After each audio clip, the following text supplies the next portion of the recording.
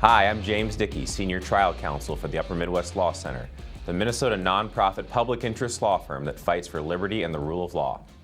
Welcome back to Minnesota Law Weekly, where Doug Seaton and I update you on important developments on legal issues in Minnesota and how we at UMLC are your voice fighting for you in the courts. Today we are talking about serious legal problems with bills currently advancing through the Minnesota legislature and through rulemaking. We will hit on one bill and one rule today. First, the bill to legalize felon voting and penalize election-related political speech.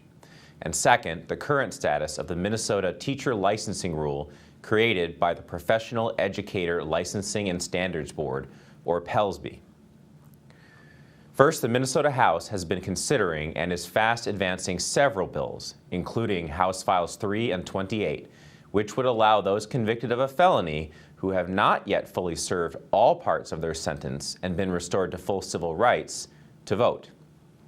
The bill, if it were to become law, would allow those who have been convicted of a felony and served their prison sentence to vote, even if they are still on probation or haven't fully paid restitution to their victims, and so on.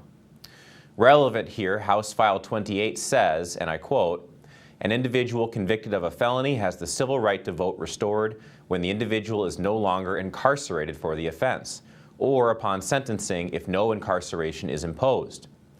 The problem with this is that it appears to conflict with the Minnesota Constitution, Article 7, Section 1, which says in relevant part, "The following persons shall not be entitled or permitted to vote at any election in this state: a person who has been convicted of treason or felony, unless restored to civil rights." While there is a lot of history and meaning to unpack here, the simplest way to see the conflict is to consider that the Constitution requires restoration to all civil rights to be eligible to vote, not just the individual civil right to vote itself.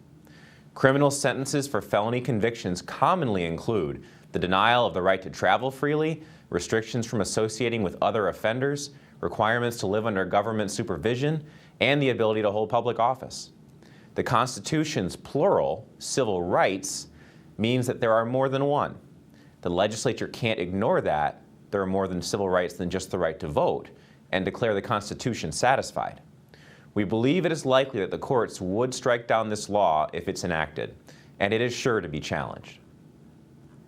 There's another serious problem with House File 3. It contains a provision that penalizes political speech during campaigns, which enjoys some of the greatest protections available under the First Amendment to the United States Constitution. It proposes a new law, which would be Minnesota Statutes 211B.075 Subdivision 2, which would allow the Attorney General, an elected partisan official, to sue individuals whom he believes make any sort of statement within 60 days of an election which, quote, "intend to impede or prevent another person from exercising the right to vote," and two, which they know to be materially false. It explicitly includes statements about, quote, "the qualifications for or restrictions on voter eligibility at an election."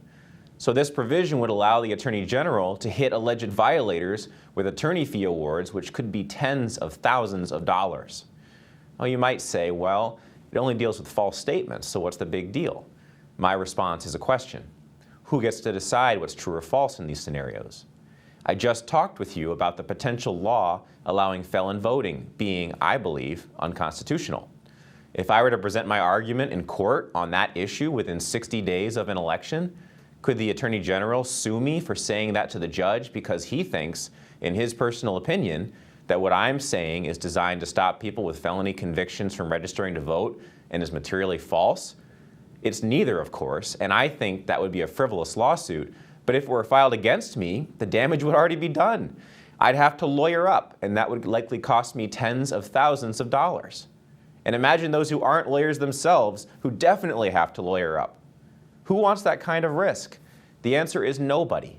And the Eighth Circuit Court of Appeals, the federal court of appeals that sits in Minnesota, has already definitively rejected another Minnesota anti-speech law very much like this one. In 281 Care Committee versus Arneson, a case I worked on back in 2014, the court held that a statute that allowed a lawsuit against people who were accused of making false statements about ballot questions is unconstitutional under the First Amendment. The court noted that, quote, "For all practical purposes, the real potential damage is done at the time a complaint is filed." Because even if the accused wins the case, the press has already had a field day, and all the person who is defending themselves wins is higher legal bills. So we believe that if this bill, if it becomes law, will be struck down by the courts as unconstitutional for similar reasons. Last, moving on from the voting issues, I will provide an update on the teacher licensing scheme coming from our state Professional Educator Licensing and Standards Board. You may recall that the board has proposed new standards of competency that all teachers seeking to get their initial license, or what's known as a Tier 3 license, must demonstrate as part of the licensing process. The rules require that those seeking licenses must, quote, "foster an environment that ensures student identities, such as gender identity, are historically and socially contextualized, affirmed, and incorporated into a learning environment where students are empowered to learn and contribute as their whole selves." They also require teachers to, quote, "understand how ethnocentrism, Eurocentrism, deficit-based teaching, and white supremacy undermine pedagogical equity." To understand that something exists requires you to acknowledge it as a fact. And so, in other words, new teachers must agree to affirm gender identity, even if their religious beliefs tell them otherwise, and they must agree with the concept that white supremacy is the culprit for the performance gap between students of different races. We at the Upper Midwest Law Center submitted comments to point out these flaws back in August of 22. We and the other public interest groups like Center of the American Experiment and FAIR pointed out the clear problems with the standards. The judge did agree that there were issues with the legality of one of the standards we objected to, and we were glad to see the judge order them to be changed. However, the judge otherwise allowed all of these problematic standards to be adopted. As a result, faithful Christians, Jews, and Muslims who object to non-traditional gender theory on religious grounds may not be able to get their teaching license. Others without a religious objection, but who disagree that white supremacy causes all racial disparities in education, will be compelled to speak against their personal beliefs. As a result, you can be fairly certain that, again, a lawsuit will be filed on behalf of those most affected by these standards to protect the religious liberty and conscience-based rights of all Minnesotans against this creeping soft tyranny. That's it for this week on Minnesota Law Weekly. You can learn more about the Upper Midwest Law Center by visiting umlc.org, and you can also make a confidential, tax-deductible donation on our website or by sending us a check to 8421 Wayzata Boulevard, Suite 300 in Golden Valley. And we would urge you to do that. We are a fully donor-supported organization. We charge our clients nothing. And with bills and rules like these that we've just talked about, sure to harm your individual liberties and the liberties of those closest to you, we are standing up for you in court and want to fight for you on every front.